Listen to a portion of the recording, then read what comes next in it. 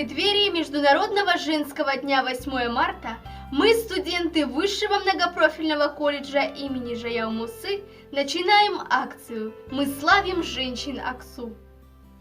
Татьяна Геннадьевна – целеустремленный и настойчивый руководитель и преподаватель, добивающийся положительных результатов в подготовке специалистов социально-культурной сферы.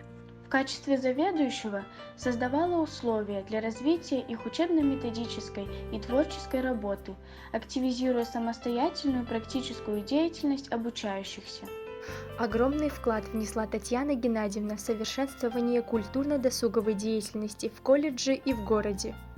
Профессиональный подход в деле подготовки специалистов социально-культурной сферы, компетентность, требовательность к себе и окружающим, принципиальность в решении различных вопросов, личное обаяние, отзывчивость, умение выслушать и помочь каждому снискали признательность. Любовь и уважение среди коллег, выпускников, учащихся, их родителей и общественности. У Татьяны Геннадьевны дочь и двое внуков, которым она отдает всю себя и сама наполняется радостью, светом, энергией от благородной миссии женщины быть мамой и бабушкой.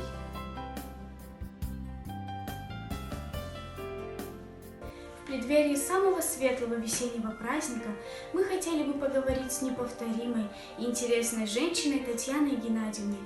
Ведь она не просто уважаемый педагог и мудрый наставник, но также замечательная женщина, заботливая мама и бабушка.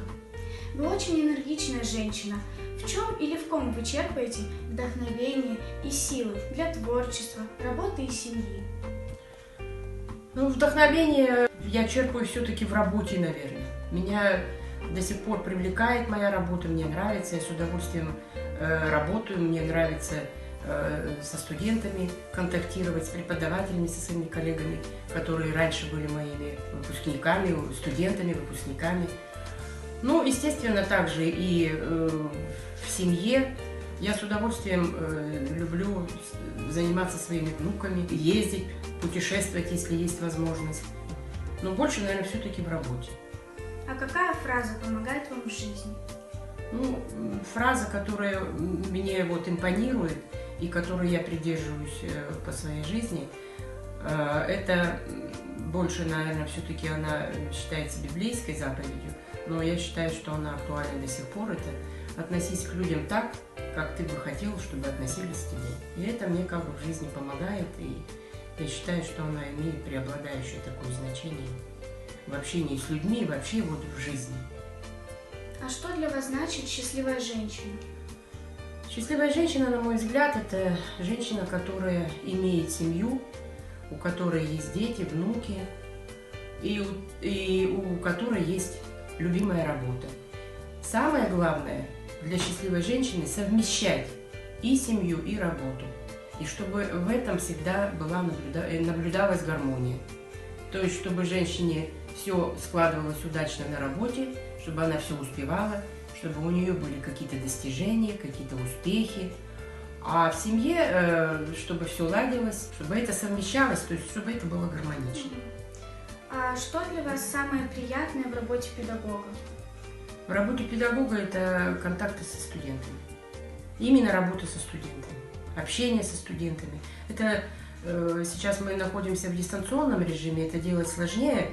Прямое общение у нас сокращено до минимума, но все равно я стараюсь, допустим, общаться, используя разные соцсети.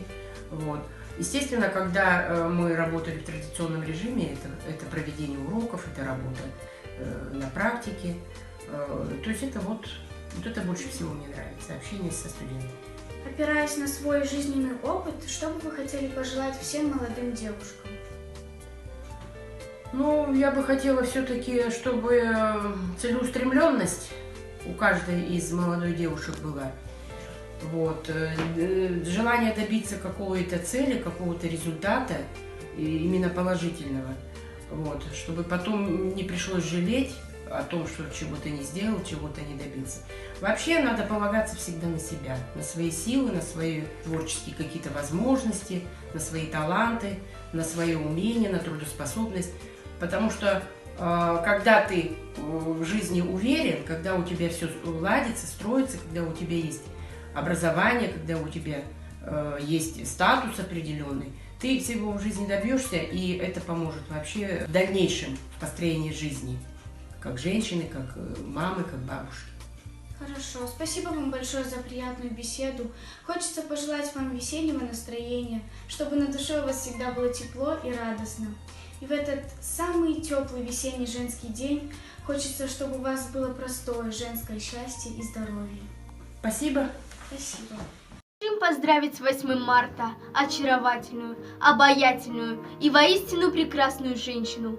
Пусть праздник весны придет со своим лучшим подарком в виде отличного настроения, счастья и душевного подъема. Позвольте вас поздравить с праздником весны, красоты и любви. Пусть ваша душа до краев наполнится светом, теплом и радостью от искренних пожеланий, нежных цветов и приятных подарков. Желаем сказочного настроения, головокружительной карьеры, финансовой независимости, ярких впечатлений, счастливых улыбок и много-много таких волшебных дней, как великолепный женский праздник. Наступление 8 марта означает, что цветы уже затевают парад красоты. Пусть улыбается ваше сердце, наполненное светом и согревающим ласковым теплом. Пусть сегодня ласковое весеннее солнышко согреет своими нежными лучами, а прекрасные благоухающие цветы зачаруют своим волшебным ароматом. Теплые улыбки и любящие глаза всех близких и родных радуют сердце, а счастье и удача пусть будут рядом всю долгую и светлую жизнь.